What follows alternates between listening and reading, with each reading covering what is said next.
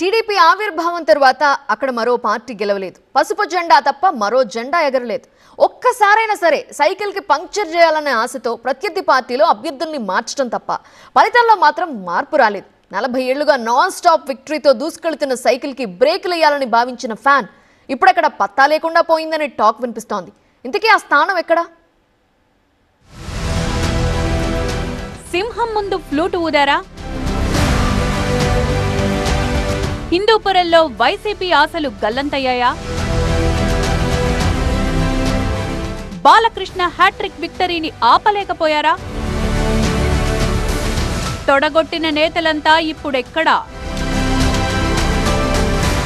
హిందూపురంలో అభ్యర్థి ఎవరనేది ముఖ్యం కాదు, పసుపు జెండా ఎగిరిందా లేదా అన్నదే ముఖ్యం. ఎన్టీఆర్ కాలం నుంచి నేటి బాలకృష్ణ దాకా అక్కడ ఇదే సంప్రదాయం కొనసాగుతోంది. ఎన్టీఆర్ ఉన్నప్పుడు హిందూపురం పక్కాగా ఆయన స్థానమే. ఆ తర్వాత సైతం టీడీపీ నేతలే ఇక్కడ గెలుస్తున్నారు. ఎన్టీఆర్ వారసుడిగా సినిమాల్లో దుమ్ము రేపుతున్న బాలయ్య పొలిటికల్ గాను ఇప్పుడు హిందూపురంలో అదే హవా కొనసాగిస్తున్నారు. 2014లో అరంగేట్రం చేసిన బాలకృష్ణ హ్యాట్రిక్ విజయాలతో తండ్రికి తగ్గ తనయుడు అనిపించుకున్నారు. అయితే హిందూపురంలో కొత్త సంప్రదాయానికి తెరలేపాలని ప్రయత్నించి వైసీపీ ఘోరంగా విఫలమైంది. బాలకృష్ణ దూకుడుకు కళ్లం వేయాలని ప్రయోగాలు చేసిన ఆ పార్టీకి ప్రయోజనం దక్కలేదు. లూటు జింక ముందు ఓదో సింహం ముందు కాదు అన్నట్టుగా తన సినిమా డైలాగును రియల్ లైఫ్ లోనూ అన్వయించుకున్నారు బాలకృష్ణ. హిందూపురంలో హ్యాట్రిక్ కొట్టి ప్రత్యర్థికి భారీ షాక్ ఇచ్చారు. ఇక్కడ బాలకృష్ణను ఓడించాలంటే ప్రత్యర్థి కూడా బాలకృష్ణే అయ్యుండాలి అన్నట్టుగా పరిస్థితి మార్చేశారు. ఇక్కడ 3 దఫాలుగా బాలకృష్ణపై అభ్యర్థులు మారడమే తప్ప ప్రత్యర్థులకొచ్చే ఫలితం మారలేదు.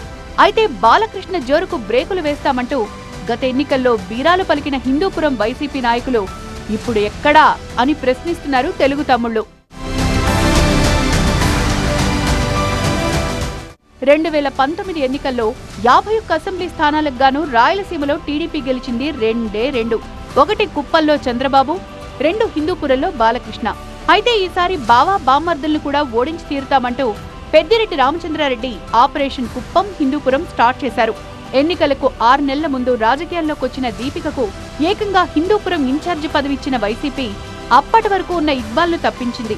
బాలకృష్ణను ఎలాగైనా ఓడించాలి అన్న పట్టుదలతో హిందూపురంలోనే మకాం వేసిన రామచంద్రారెడ్డి దీపికను వెంట పెట్టుకుని నియోజకవర్గంలో కలియదిరిగారు. బాలయ్య వర్సెస్ బీసీ మహిళ అనే నినాదంతో ముందుకు వెళ్లినా ఫలితం మాత్రం మారలేదు. 2014లో పోటీ చేసిన నవీన్ నిశ్చల్ని కాదని 2019లో పోటీ చేసిన ఇక్బాల్ను పక్కన పెట్టి బెంగళూరులో తన రియల్ ఎస్టేట్ భాగస్వామి అయిన వేణురెడ్డి సతీమణి దీపికను పెద్దిరెడ్డి రామచంద్రారెడ్డి హిందూపురం రాజకీయాల్లోకి తీసుకొచ్చారట. అందుకే లోకల్ లీడర్లు ఆమెకు అంతగా సహకరించలేదని టాక్ ఉంది. అయితే ఓటమి తర్వాత దీపిక అడపాదడపా హిందూపురంలో కార్యక్రమాలు చేస్తున్నా అవన్నీ తాత్కాలికమే అంటున్నారు వైసీపీ కేడర్. 2029 ఎన్నికల నాటికి వైసీపీ తరపున మళ్లీ అభ్యర్థి మారచ్చనే ప్రచారం జరుగుతోంది. పార్టీని ముందుకు తీసుకువెళ్లే పరిస్థితుల్లోనూ దీపిక కనిపించడం లేదు. ఇప్పటికే ఇక్బాల్ టీడీపీలో జాయిన్ కాగా నవీన్ నిశ్చల్ సైతం కామైపోయారు.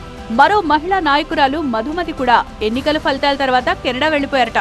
సో నెక్స్ట్ ఎలక్షన్స్ వరకు దీపిక నిలదొక్కుంటారా లేక బాలయ్యకు పోటీగా వైసీపీ నుంచి మరొకరు వస్తారా అన్నది చూడాలి.